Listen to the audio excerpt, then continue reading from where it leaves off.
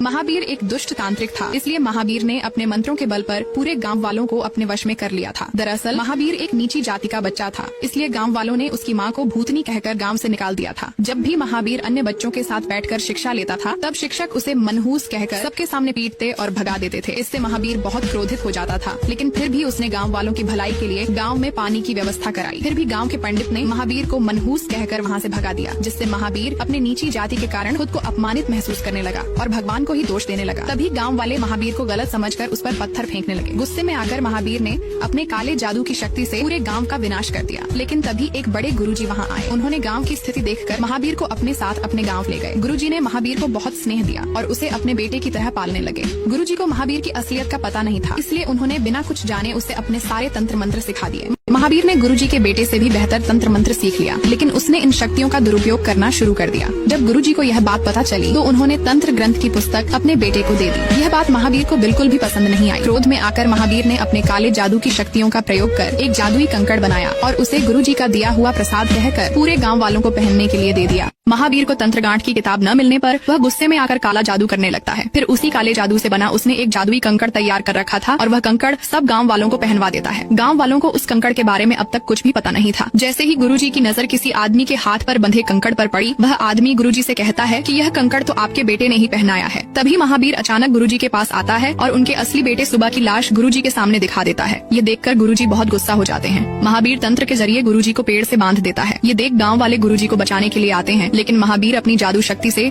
उन्हें हराकर नीचे गिरा देता।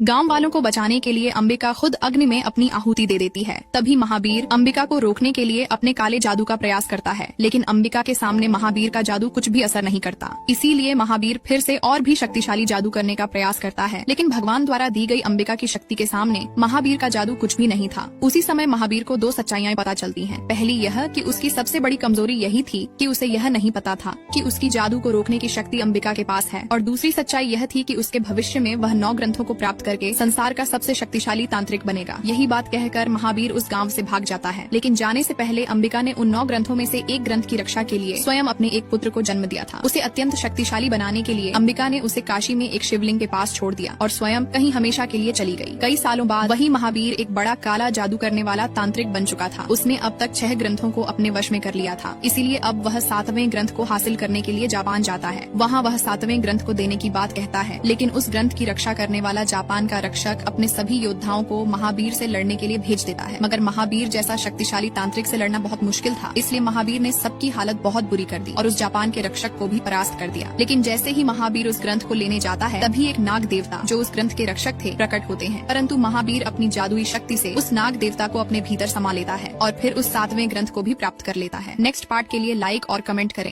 अब महावीर 7वां ग्रंथ हासिल करने के बाद 8वां ग्रंथ प्राप्त करने के लिए मोरक्को नाम के एक देश में जाता है। वहाँ पहुंचकर वह सीधे 8वें ग्रंथ के रक्षक से ग्रंथ के बारे में बात करता है। यह सुनकर मोरक्को के योद्धा अपनी जादुई शक्तियों से महावीर पर हमला करते हैं। शुरुआत में महावीर उनसे हार जाता है, लेकिन थोड़ी ही देर बाद वह अपने काले जादू का प्रयोग करके उन सभी योद्धाओं को हरा देता है। अंततः महावीर 8वां ग्रंथ भी प्राप्त कर लेता है। अब महावीर को इस दुनिया का सबसे बड़ा योद्धा बनने के लिए केवल 9वें ग्रंथ की आवश्यकता होती है। तभी उसे अंबिका की कही हुई बात याद आती है कि 9वां ग्रंथ पाना मुश्किल नहीं बल्कि नामुमकिन है। इसलिए महावीर ने अपने ही तंत्र से एक महान योद्धा लड़की युक्का को एक आश्रम में छिपा रखा था। 10 साल बीत जाने के बाद उस आश्रम के गुरुजी युक्का को अंबिका के आश्रम का ठिकाना बता देते हैं। यह सुनते ही युक्का गुरुजी का काम तमाम कर देती है और सीधे अंबिका के आश्रम की ओर निकल पड़ती है। वहाँ पहुंचकर युक्का अंबिका के गुरुजी से पूछती है कि 9वां ग्रंथ कहाँ है। गुरुजी जवाब देते हैं कि 9वां ग्रंथ पाना इतना आसान नहीं है। तभी उनके पास एक कबूतर एक पत्र लेकर आता है। वह पत्र देखते ही युक्का अंबिका के पूरे आश्रम को नष्ट कर देती है और फिर अंबिका के बेटे वेद को ढूंढने निकल पड़ती है।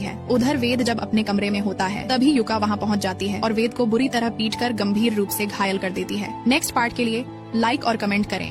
अब महावीर नवग्रंथ को हासिल करने के लिए अपनी युक्का को वेदा के पास भेजते हैं, लेकिन जैसे ही युक्का वेदा के पास पहुंचती है, तब युक्का और वेदा के बीच आपस में लड़ाई शुरू हो जाती है। लड़ाई में वेदा युक्का से हार जाता है, क्योंकि वेदा एक आम इंसान था और युक्का एक काला जादू करने वाली लड़की थी। इसलिए अंबिका की एक छात्रा विभा युक्का से कहती है कि वेदा को छोड़ दो, वरना मैं अभी अपनी जान दे दूंगी। चूँकि नवग्रंथ का रहस्य सिर्फ और सिर्फ विभा को ही पता था, इसलिए युक्का वेदा को छोड़ देती है और विभा को अपने साथ ले जाती है। अब जैसे ही वेदा को होश आता है, वह देखता है कि विभा को तो वे लोग ले गए हैं, इसलिए वेदा विभा के कहे अनुसार तांत्रिक मुद्रा में प्रार्थना करता है, जिससे उसी वक्त उसे अपनी माँ की कही हुई बातें याद आती हैं कि उसकी माँ ने ही उस महावीर का अंत करने के लिए वेदा को जन्म दिया था। अब जैसे ही वेदा को यह सारी बात पता चलती है, वह पूरी तरह से घबरा जाता है, क्योंकि उसी रात वेदा के शरीर पर एक टैटू उभर आता है। लेकिन अच्छी तरह से जांच करने पर पता चलता है कि वह असल में एक नक्शा था जो वेदा को एक निश्चित स्थान तक ले जाने के लिए बना था। अब सारी बातें जानने के बाद वेदा उस जगह पर जाने के लिए अपने दोस्त के साथ हिमालय पर्वत के पास चला जाता है। लेकिन वहाँ पहुँचते ही एक गुरुजी वेदा से कहते हैं, 300 साल से अब तक जो भी आगे गया है वह कभी वापस लौट कर नहीं आया है, इसलिए संभल कर जाना। लेकिन वेदा को अपनी माँ की बात पूरी करनी थी, इसलिए वह हिम्मत करके आगे बढ़ता है। काफी दूर तक चलने के बाद वेदा एक गुफा में गिर जाता है। तब वह उठकर देखता है कि जिस जगह को ढूंढते हुए वह आया था वह आखिरकार उसी जगह पर पहुंच गया है। नेक्स्ट पार्ट के लिए लाइक और कमेंट करें।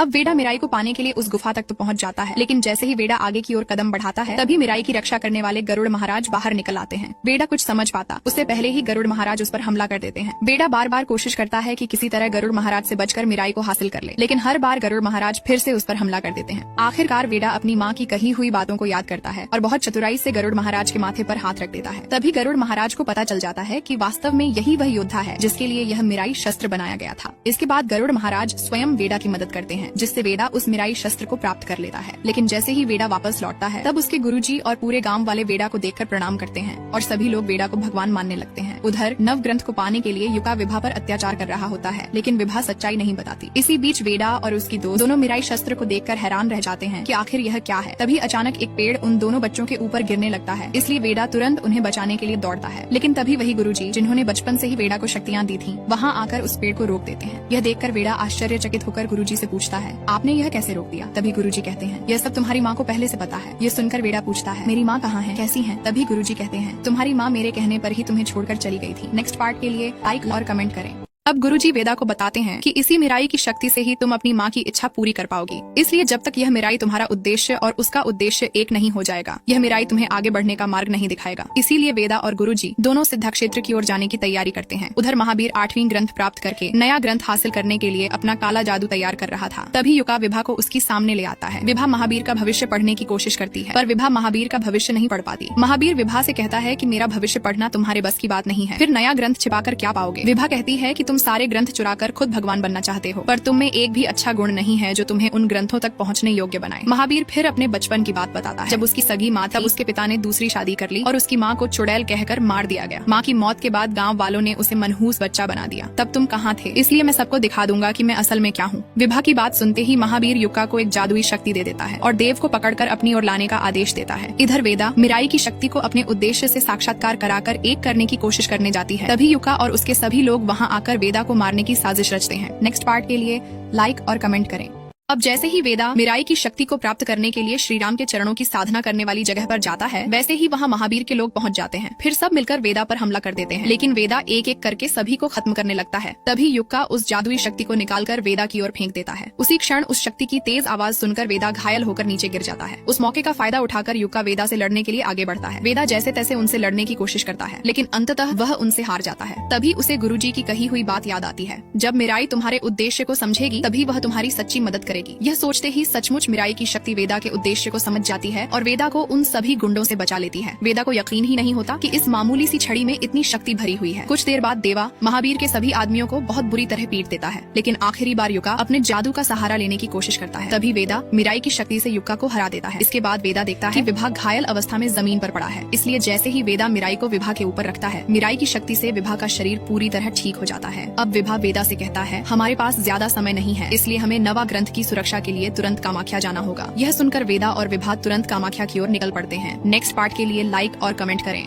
अब वेदा अपनी माँ की उस नव ग्रंथ को सुरक्षित रखने के लिए कामाख्या के आदि गुरुजी के पास जाता है, लेकिन वहाँ पहुँचते ही उसे पता चलता है कि आज तेसरी पूर्णिमा है, इसलिए आज अंगम्बली से मिलना बहुत मुश्किल होगा। फिर भी वेदा जैसे तैसे करके सभी अघोरियों की गुफा में चला जाता है और वहाँ अंगम्बली गुरुजी को ढूंढने लगता है। कुछ ही देर बाद अंगम्बली गुरुजी वहाँ आ जाते हैं। तभी विभा अंगम्बली को देखकर वेदा से कहती है, यही है अंगम्बली गुरुजी। वेदा अंगम्बली को देखते ही अपनी मिराई की शक्ति का प्रयोग करके उड़ते हुए सीधे उनके पास पहुँच जाता है, लेकिन जैसे ही सारे अघोरी वेदा को देखते हैं वे उस पर हमला करने की सोचते हैं। तभी अंगम्बली सभी को रोक देते हैं और वेदा के हाथ से मिराई को देखकर सबको सच्चाई बताते हैं। इसका यहाँ आना अंबिका का आदेश है। जिस दिन का हमें 24 साल से इंतजार था, आज वही दिन आ गया है। यह योद्धा सिर्फ हमारे लिए आया है। अंगम्बली की यह बात सुनकर सभी अघोरी बहुत खुश हो जाते हैं। अब अंगम्बली वेदा को उसकी मंजिल तक पहुँचाने के लिए अपने गाँव ले जाते हैं और एक मूर्ति की ओर इशारा करते हुए कहते हैं, यह है तेरी माँ अंबिका। इसी अंबिका की वजह से आज मैं और मेरा गाँव अब तक जीवित है। तभी देवा अपनी माँ के बारे में जिज्ञासु होकर अंगम्बली से पूछता है, मेरी माँ के साथ आखिर हुआ क्या था? इस पर अंगम्बली बताते हैं, एक बार मैंने अनजाने में एक राक्षस बालक को बाहर से लाकर अपना पुत्र बना लिया था। मैंने उसे अपने बेटे की तरह पाला पोसा और उसे मंत्र तंत्र की शिक्षा दी, लेकिन वही राक्षस मेरी ही विद्या का उपयोग करके काला जादूगर बन गया और फिर अपने स्वार्थ के लिए उसने काले जादू से मुझे और मेरे गाँव वालों को मिटाने की कोशिश की। नेक्स्ट पार्ट के लिए लाइक और कमेंट करें।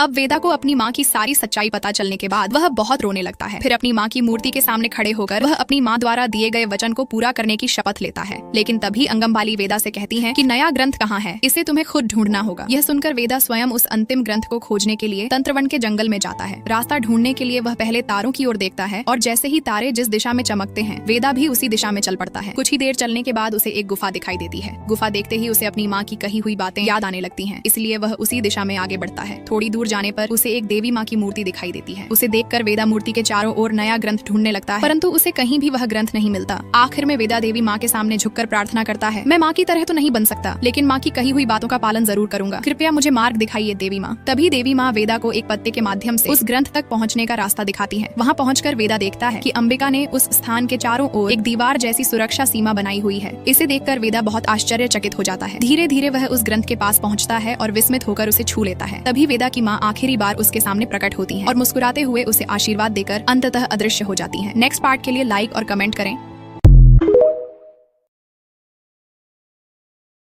जैसे ही वेदा नवग्रंथ को छूता है, तभी उसकी माँ अंबिका उसके पीछे से आ जाती है और आखिरी बार के लिए वेदा को देख वहाँ से गायब हो जाती है। अब वेदा नवग्रंथ को लेकर जैसे ही अंगम्बाली को देता है, तब अंगम्बाली वेदा को कहते हैं कि महावीर इस कुंभ मेले में सारे लोगों की बलि देने के लिए अपना पुराना काला जादू का कंकड़ सभी को पहना देगा। इसीलिए किसी भी तरह महावीर के हाथ में यह नवग्रंथ नहीं पड़ना चाहिए, इसलिए अब इसकी सुरक्षा तुम करना। लेकिन उधर महावीर अपनी काली जादू का कंकड़ सारे कुंभ मेले में आए लोगों को पहना देता है और खुद सबसे ताकतवर बनने के लिए 8वें ग्रंथ की सारी शक्तियाँ अपने अंदर ले लेता है और फिर अपनी जादुई तलवार लेकर नव ग्रंथ को पाने के लिए तैयार हो जाता है। इसी बीच जब वेदा रेलवे स्टेशन में होता है, तभी कुछ पुलिस आकर उन्हें पकड़ लेते हैं और फिर वेदा से ग्रंथ छीन लेते हैं। अब पुलिस ऑफिसर वेदा और उसके साथियों को गिरफ्तार करके ट्रेन में ले जाते हैं, लेकिन जाते वक्त पुलिस ऑफिसर में से एक ऑफिसर अपने अफसर से कहता है कि सर मुझे कुछ ठीक नहीं लग रहा है, यहाँ पर कुछ तो गड़बड़ होने वाली है। तभी वेदा का दोस्त उस अधिकारी से कहता है, सर मैंने पूरी हिस्ट्री पढ़ ली है, क्योंकि यह नवग्रंथ यहीं पर है, तो इसका मतलब कुछ न कुछ गड़बड़ होने वाली है, इसलिए तुरंत वेदा की हथकड़ी खोल दीजिए। लेकिन उधर महावीर वेदा की ट्रेन के आने का इंतजार कर रहा था और लाखों लोगों की बलि चढ़ाने के लिए उसने अपनी जादुई कंकड़ से सारे लोगों को अपने वश में कर लिया था। नेक्स्ट पार्ट के लिए लाइक और कमेंट करें।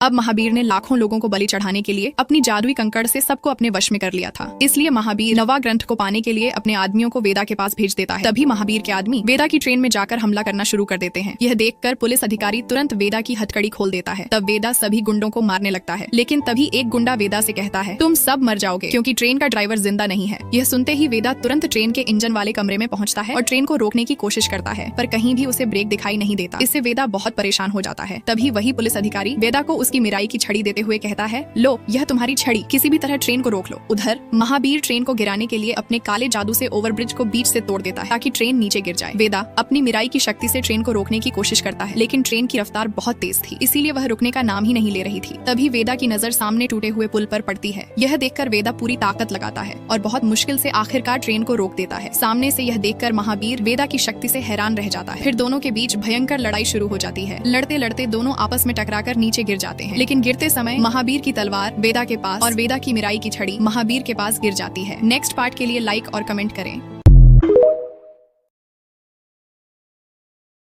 अब जैसे ही महावीर के पास वेदा की मिराई शक्ति पहुंचती है, तब महावीर वेदा पर हमला करने के लिए मिराई की शक्ति का प्रयोग करता है, लेकिन वह शक्ति काम नहीं करती है। इसलिए दोनों के बीच जोरदार लड़ाई शुरू हो जाती है, जिसमें वेदा महावीर को थोड़ा घायल कर देता है। इस पर महावीर गुस्से में आकर वेदा को सीधा ओवरब्रिज से नीचे गिरा देता है। वेदा अपनी मिराई छड़ी के साथ नीचे गिर रहा होता है, तभी गरुड़ महाराज उसे बचाने के लिए वहाँ आ जाते हैं और उसकी रक्षा करके वहाँ से चले जाते हैं। लेकिन उसी वक्त महावीर विभा से नव ग्रंथ छीन लेता है और फिर तुरंत सारे ग्रंथों को इकट्ठा करके उनकी सारी शक्तियां अपने अंदर ले लेता है। वेदा महावीर को रोकने की बहुत कोशिश करता है, लेकिन उसकी शक्ति महावीर की शक्ति के सामने काम नहीं करती है। इसीलिए अब महावीर सारी शक्तियाँ पाकर पूरी तरह से राक्षस बन चुका था। लेकिन तभी वेदा को अंगमबाली की कही हुई बात याद आती है कि महावीर जैसे राक्षस को खत्म करने का सिर्फ एक ही रास्ता है, और वह रास्ता यह था कि जिस कंकड़ का इस्तेमाल महावीर ने पहले अंगमबाली पर किया था, उसी कंकड़ के जरिए तुम महावीर को खत्म कर सकते हो। लेकिन इसके लिए तुम्हें अपनी माँ की तरह अग्नि में अपनी आहुति देनी पड़ेगी, तब जाकर तुम महावीर को खत्म कर पाओगे। नेक्स्ट पार्ट के लिए लाइक और कमेंट करें।